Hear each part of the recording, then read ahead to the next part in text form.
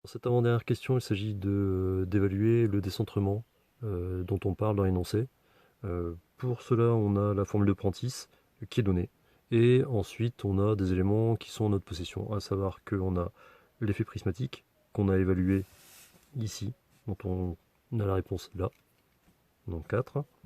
Le décentrement qui est simplement cherché. Et ensuite, la vergence du verre en valeur absolue. Donc valeur absolue, il n'y a pas de signe. Donc c'est-à-dire que si vous avez un verre divergent, eh ben, vous mettez quand même une valeur positive. Donc ici, la valeur que moi j'ai récupérée, 13,64, je vais la remettre là.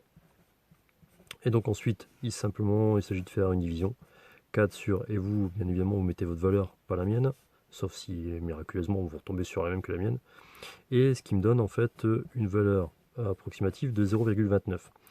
Dans la formule, le décentrement, il est en centimètres, ce qui veut dire que en réponse, on devrait avoir une valeur aux alentours de 2,9 mm. Alors, on va s'intéresser à la cohérence de ce résultat. Une chose qui n'est pas demandée par contre dans l'énoncé, c'est que ça, ce décentrement du verre, on est capable de le récupérer sur le dessin.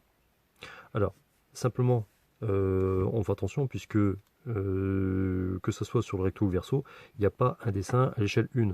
Donc c'est-à-dire que vous avez deux échelles qui sont à chaque fois données, une échelle axiale et transversale. Alors, contrairement à ce qui a été fait jusque-là, c'est l'échelle transversale qui va être utilisée puisque le décentrement, il est bien mesuré à la transverse et non pas sur l'axe. Donc c'est bien l'échelle 5A qu'on va utiliser. Et le 2,9 mm que moi j'ai évalué pour la question précédente, je vais pouvoir le mettre en fait dans le tableau. Mais on fait attention puisque là on n'est pas sur un décentrement sur le dessin, mais un décentrement en réalité. Avec un produit en croix, donc on fait 5 fois 2,9 et on arrive à 14,5 mm. Donc 14,5 mm, on va pouvoir en fait observer ce résultat sur le schéma puisque le décentrement correspond simplement à la distance entre les deux axes.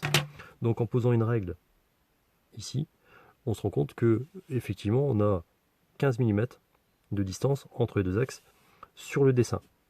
Donc ce qui est cohérent avec mes 14,5 mm que moi j'avais trouvé.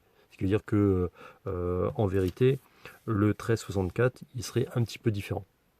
Pour la dernière question, eh ben, on est sur notre lancée de ce qu'on vient de faire, puisque pour recentrer le verre, il s'agit en fait de remonter l'axe du verre sur l'axe du frontal. Donc c'est-à-dire que pour remonter l'axe du verre sur l'axe du frontal, on a simplement à effectuer une translation et on va utiliser le petit repère qui est ici. On fait le mouvement. On a donc une translation pour aller de l'axe du verre vers l'axe du frontal. Donc c'est bien une translation suivant l'axe Y.